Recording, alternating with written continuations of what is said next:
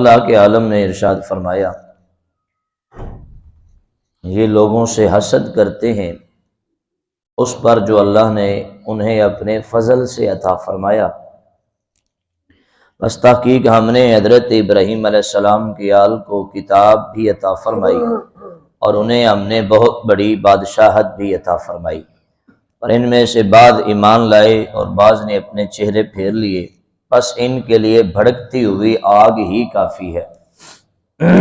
آپ کو اگر گزشتہ درس یاد ہو، وہاں پر یہود و نصارہ کے بارے میں خلاق عالم نے ارشاد فرمایا تھا کہ جن کو کتاب کا ایک حصہ ملا وہ بتوں پر اور شیطان پر ایمان لے آئے، اور انہوں نے کہہ دیا بت پرست لوگوں کو کہ یہ ایمان والوں سے زیادہ بہتر ہے۔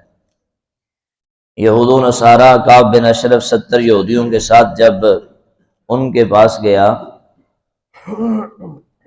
کہ ہم تمہارے ساتھ ہیں، تم مسلمانوں سے جنگ کا آغاز کرو، تو انہوں نے کہا تھا کہ ہم تم سے مطمئن نہیں، اس لیے کہ تم بھی اہل کتاب ہو اور ان کے زیادہ قریب ہو، کیا پتہ تم ان کے ساتھ مل جاؤ اور ہمیں بغاوت کر جاؤ۔ تو انہوں نے کہا تھا ایسا نہیں ہو سکتا۔ انہوں نے کہا تھا ہمارے اطمینان کے لیے بتوں کو سجدہ کر کے دکھاؤ، تو یہ لوگ بغض محمد صلی اللہ علیہ وسلم میں بتوں کو سجدہ کر گئے تھے، اور انہیں قسم اٹھا کر کہہ گئے تھے کہ محمد صلی اللہ علیہ وسلم اور ان کے غلام وہ غلط دین پر ہیں، تم لوگ بہترین دین پر ہو، حالانکہ ان کی کتاب میں وہ دین مردود دین ہے جو بت پرست کا دین ہے، لیکن انہوں نے اپنی کتاب سے بھی بغاوت کر دی، اپنے دین سے بھی بغاوت کر دی، مصطفیٰ صلی اللہ علیہ وسلم کے حسد کے چکر میں، اور بتوں کو پوجا کر گئے۔ ان کا ذکر ہو رہا ہے، ام یحسدون الناس علی ما آتاہم اللہ من فضل۔ اللہ فرماتا ہے حبیب انہوں نے کیوں سجدہ کیا، کس چیز نے انہیں مجبور کیا، آخر کیا وجہ تھی؟ وہ یہ تھی کہ ان کے دلوں میں حسد ہے، جس وجہ سے حسد کس بات کا ہے؟ اس بات کا جو ہم نے آپ کو اپنے فضل سے عطا فرما دیا ہے، جو مسلمانوں کو ہم نے اپنے فضل سے عطا فرما دیا ہے، جو عزت عطا کی ہے، جو عروج عطا کیا ہے، جو بلندی عطا فرمائی ہے اسلام کو اور اسلام کے ماننے والوں کو، جو عزتیں ہم نے عطا فرمائی ہیں اپنے فضل سے، یہ ہمارے اس فضل کی وجہ سے جل رہے ہیں کہ مسلمانوں کو اتنی عزت کیوں نصیب ہو رہی ہے، لیکن انشاءاللہ قیامت تک یہ جلتے رہیں گے، اسلام کا بول بالا انشاءاللہ رہے گا، اسلام کے ماننے والوں کو اللہ سرفراز فرماتا رہے گا، ان کی جلن انشاءاللہ بڑھتی جائے گی۔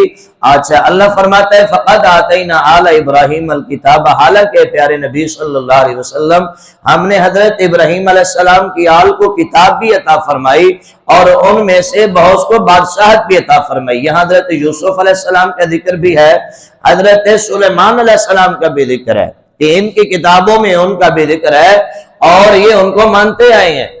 یوسف سلیمان علیہ السلام کو کتنی بادشاہت و سلطنت ہم نے عطا کی، اچھا ان کو ہم نے اپنے فضل سے جو دیا یہ مان گئے، اگر وہی ہم نے اپنے فضل سے اپنے پیارے لجپال محبوب کو عطا فرما دیا تو یہ جل گئے، یہ حسد ہو گئے۔ وہی چیز جو ان کے لیے درست ہے وہ آج نبیوں کے تاجدار کے لیے کیوں غلط ہوگی؟ لیکن ان کا قصور نہیں ہے، ان کے سینے میں جو آگ جلن کی بھڑک رہی ہے نا، اس کا ایک ہی حل ہے، وَقَفَا بِجَهَنَّمَ سَعِيرًا، وہ جہنم کی بھڑکتی ہوئی آگ ہے۔ جب ان کو ہم جہنم کی بھڑکتی ہوئی آگ میں پھینکیں گے نا، پھر کیا انداز ہوگا؟ ان الذین کفروا بآیاتنا سوف نصلیہم نارا، اللہ فرماتا ہے وہ لوگ جو ہماری آیات کا انکار کرتے ہیں ان قریب ہم انہیں بھڑکتی ہوئی آگ میں داخل کریں گے۔ حالت کیا ہوگی؟ اللہ اکبر، کلما نضجت جلودہم بدلناہم جلودا غیرہا لیذوقوا العذاب، کہ ان کی کھالیں جب پہلے والی جل جائیں گی تو ہم ان کی جگہ پر دوسری کھال لے کر آ جائیں گے تاکہ یہ برابر عذاب مزہ جو ہے عذاب کا وہ چکھتے رہے۔ ان اللہ کان عزیز حکیما، بے شک اللہ غالب حکمت والا ہے۔ یہاں اللہ یہ فرماتا ہے کہ دنیا کی آگ میں اگر انسان کا جسم جل جائے تو جان چھوٹ جاتی ہے، سانس ختم ہو جاتی ہے، انسان مر جاتا ہے، اس کو جہاں خاتمہ ہو جاتا ہے، اس کو آگ سے نکال لیا جاتا ہے، بھئی یہ فارغ ہے۔ لیکن جہنم میں ایسا نہیں ہوگا۔ وہاں پر کیسا ہوگا؟ اگلی کھال جلتی جائے گی، نئی آتی جائے گی برابر۔ عذاب میں کمی نہیں آئے گی، اس کی اذیت میں کمی نہیں آئے گی، تکلیف میں کمی نہیں آئے گی، عذاب میں کمی نہیں آئے گی۔ ایک جلد جاتی جائے گی، نیچے سے دوبارہ دوسری آتی جائے گی۔ یوں اللہ غالب حکمتوں والا ہے۔ تب میرا اللہ فرمائے گا اور جلو میرے نبی کے بغض میں، اور جلو میرے نبی کی دشمنی میں، اور جلو میرے نبی پر آنے والی پاک کتاب قرآن کی عداوت میں۔ تمہارا یہی حال ہوگا انشاءاللہ۔ اور دوسری طرف جو رب کے محبوب ہیں، جو میرے المصطفیٰ کے غلام ہیں، جو میرے نبی کا کلمہ پڑھنے والے ہیں، جو قرآن سے محبت کرنے والے ہیں، ساتھ ہی میرے اللہ نے ان کا انداز بھی نازل فرمایا، والذین آمنوا وعملوا الصالحات، وہ لوگ جو ایمان بھی مصطفیٰ پہ لائے اور عمل صالح بھی کیے، کیا ہوگا؟ سندخلہم جنات تجری من تحتها الانہار خالدین فیہا۔ میرا اللہ فرماتا ہے اے دشمنوں تم جہنم میں جلو گے، اور اے ایمان والو ہم تمہیں جنت عطا فرما دیں گے جس کے نیچے نہریں بہتی ہیں، لہم فیہا ازواج مطہرہ، اس میں نیک اور پاکیزہ ستھری بیویاں ہوں گی تمہارے لیے، اور سندخلہم ذلا ذلیلا، ہم تمہیں وہاں داخل کریں گے جہاں سایہ ہی سایہ ہوگا، جہاں سایہ ہی سایہ ہوگا۔ جہنمی لوگ تو روز معاشر اور کافر لوگ ترسیں گے، یا رب تعالیٰ بہت کڑی دھوپ ہے، ہمیں سایہ عطا کر دے، ہمیں سایہ عطا کر دے، لیکن ان کو کوئی رحمت کا سایہ نہیں ملے گا، چونکہ اس دن سوائے خدا کی رحمت کے اور دوسرا کوئی سایہ نہ ہوگا۔ جہنم میں یا روز معاشر کے انصاف کے وقت کوئی کسی کو سایہ نہیں ملے گا، لیکن جو مصطفیٰ کا غلام ہوگا، جو قرآن کی تلاوت کرنے والا ہوگا، جو قرآن سے پیار کرتا ہوگا، رحمان سے پیار کرتا ہوگا، عمل صالح کرتا ہوگا، میرا اللہ فرماتا ہے ہم اس کے لیے ایک نہیں ذلًا ذلیلا کئی سائے اسے عطا فرما دیں گے۔ وہاں ایک سائے کے لیے لوگ ترسیں گے۔ اچھا وہاں کیا دھوپ ہوگی؟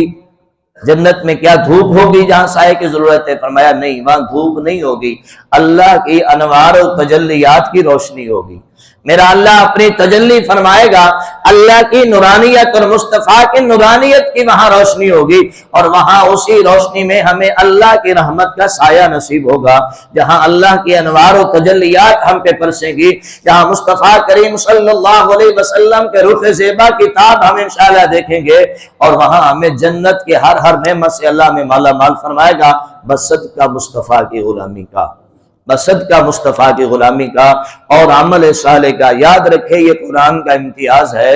میں پہلے بھی کئی بار کہہ چکا ہوں کہ جب کفر کی بات آتی ہے، جب جہنم کی آگ کی بات آتی ہے، ساتھ ہی میرا اللہ اپنے محبوب کے غلاموں کو، ایمان والوں کو، عمل صالح کرنے والوں کو جنت کی بشارت عطا فرماتا ہے۔ اب پہلے جہنمیوں کو جلانے کا ذکر کیا گیا، فرمایا کہیں میرے محبوب کے غلاموں کا دل ٹوٹ نہ جائے، کہیں وہ گھبرا نہ جائیں، ساتھ ہی جنت کا ذکر لا دیا۔ یہ اللہ کتنا ہم سے پیار فرماتا ہے کہ قرآن میں جب جہنم کا ذکر لاتا ہے، ساتھ میں جنت کا ذکر لے آتا ہے۔ اے میرے حبیب کے غلاموں، نمازیں پڑھنا تمہارا کام ہے، قرآن کی تلاوت کرنا تمہارا کام ہے، میرے نبی کی غلامی میں جینا تمہارا کام ہے، لبیک کی صدائیں بلند کرنا تمہارا کام ہے، جنت کی ساری نعمتیں عطا کرنا یہ ہمارا کام ہے۔ وہ اللہ انشاءاللہ صدقہ مصطفیٰ کا میں عطا فرمائے گا۔ اسی طرح آئیے نماز پڑھتے جائیے، قرآن کی تلاوت کرتے جائیے، قرآن سے محبت کیجئے، صاحب قرآن سے محبت کیجئے، خلاق عالم سے محبت کیجئے، ورنہ آگے کے حالات بہت مشکل ہیں، بہت پرکٹھن آگے کا مرحلہ ہے۔ آج لے ان کی پناہ، آج مدد مانگ ان سے، وَعَلَى حضرت تیری قبر پہ تربت پہ کروڑوں رحمتوں کا نزول ہو۔ کیسا شعر لکھ دیا، شاید کہ کوئی ایسی آیت ہو جس پہ فٹ نہ آ رہا ہو۔ واہ تیرے شعر پہ صدقے جائیں، کیا سوچ کے تو نے لکھا، اس لیے کسی نے کیا خوب لکھا تھا، میرے اعلیٰ حضرت کا کلام یا تو رب کائنات کی آیت کی تفسیر بنتا ہے یا مصطفیٰ کے فرمان کی تفسیر بنتا ہے۔ آج کل کے اشعار تو پتہ نہیں کیا سے کیا لکھتے ہیں، لیکن اعلیٰ حضرت پہ عشق رسول پہ صدقے جائیں، آپ نے کیا پیارا گریبان کو جھجوڑنے والا لکھا کہ آج لے ان کی پناہ، آج مدد مانگ ان سے، پھر نہ مانیں گے قیامت میں اگر مان گیا۔ ہاں جی، جب فرعون غرق ہو رہا تھا پانی میں، فرعون جب غرق ہو رہا تھا پانی میں، جب اس نے دیکھا کہ اب موت آ گئی ہے، اس وقت کہتا ہے اللہ میں ایمان لاتا ہوں۔